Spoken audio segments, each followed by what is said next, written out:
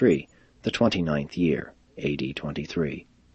The whole of Jesus' 29th year was spent finishing up the tour of the Mediterranean world. The main events, as far as we have permission to reveal these experiences, constitute the subjects of the narratives which immediately follow this paper. Throughout this tour of the Roman world, for many reasons, Jesus was known as the Damascus scribe. At Corinth and other stops on the return trip, he was, however, known as the Jewish tutor. This was an eventful period in Jesus' life.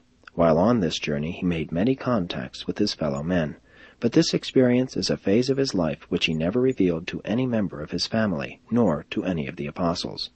Jesus lived out his life in the flesh and departed from this world without anyone, save Zebedee of Bethsaida, knowing that he had made this extensive trip. Some of his friends thought he had returned to Damascus. Others thought he had gone to India. His own family inclined to the belief that he was in Alexandria, as they knew that he had once been invited to go there for the purpose of becoming an assistant Chazan. When Jesus returned to Palestine, he did nothing to change the opinion of his family that he had gone from Jerusalem to Alexandria. He permitted them to continue in the belief that all the time he had been absent from Palestine had been spent in that city of learning and culture. Only Zebedee the boat builder of Bethsaida knew the facts about these matters, and Zebedee told no one. In all your efforts to decipher the meaning of Jesus' life on Urantia, you must be mindful of the motivation of the Michael bestowal. If you would comprehend the meaning of many of his apparently strange doings, you must discern the purpose of his sojourn on your world. He was consistently careful not to build up an over-attractive and attention-consuming personal career. He wanted to make no unusual or overpowering appeals to his fellow men. He was dedicated to the work of revealing the Heavenly Father to his fellow mortals, and at the same time was consecrated to the sublime task of living his mortal earth life, all the while subject to the will of the same Paradise Father. It will also always be helpful in understanding Jesus' life on earth if all mortal students of this divine bestowal will remember that, while he lived this life of incarnation on Urantia, he lived it for his entire universe.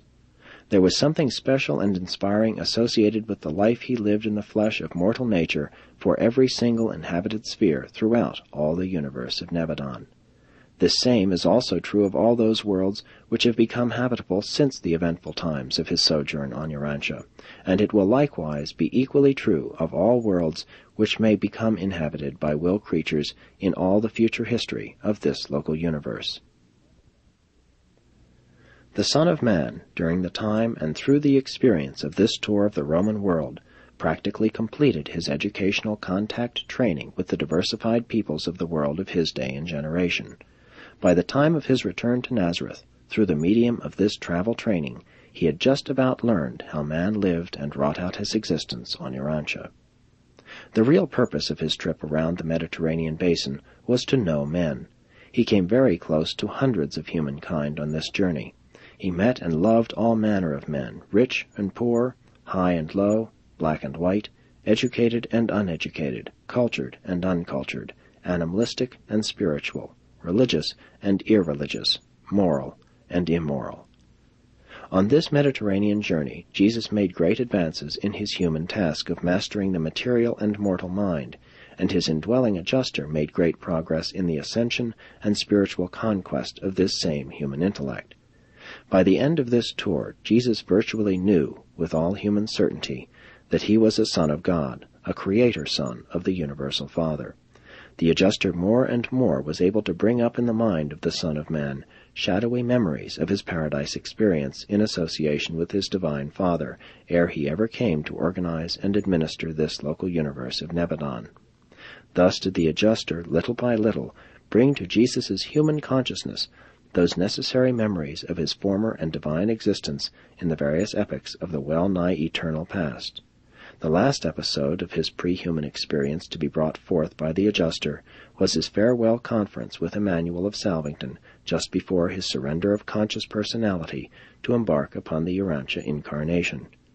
And this final memory picture of pre-human existence was made clear in Jesus' consciousness on the very day of his baptism by John in the Jordan.